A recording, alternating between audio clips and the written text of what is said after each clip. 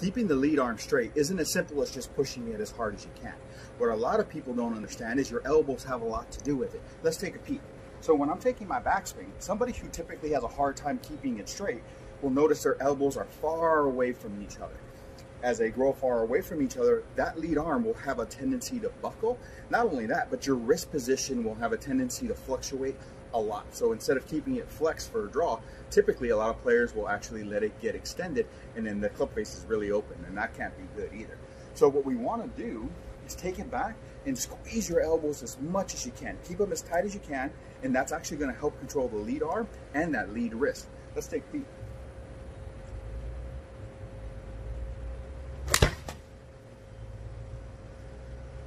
Hopefully that makes that lead arm a little easier for you to control, helps you stay golf ready, and we'll see you soon. So as you just saw in that last video, the elbows have a lot to do with that lead arm. Now let's talk a little bit more through this. So what we always see is when the elbows separate, that arm buckles. But as I mentioned, that wrist has a lot to do with it as well. So just look at the club face here real quick. As I change wrist positions, it moves the face a lot. Now, as I'm taking it back and my elbows separate and that lead wrist goes into extension, that face gets really, really open. So for most players, now we're trying to do a lot of that on the downswing to shut the face. Could lead to overdraws, hooks, slices, heel chunks. This kind of just goes downhill really quick. So the tighter we can keep the elbows and the tighter we can keep that wrist position, the easier this gets for most players. So when you get to the top, squeezing is important, but you also want to feel like that lead wrist is pushing outward a little bit. This way that you're keeping the flex and not letting it get extended. So there are a lot of ways to practice this, right? One of my favorites happens to be putting a ball between your arms. That seems to be one of the most effective ways for you to feel this.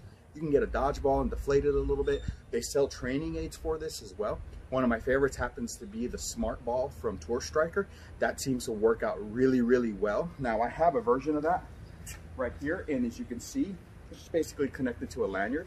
And all you're trying to do is just squeeze that ball as tight as you can and never let it go throughout your swing. Really, really controlling how straight your arms go, how tight your arms go, and it's also gonna help with that lead wrist as well. So when I'm looking through this, when we go ahead and put it in your arms, it should be a little bit like this. It's a little tough at first. Practice it and you'll get used to it. Stay golf ready. We'll see you soon.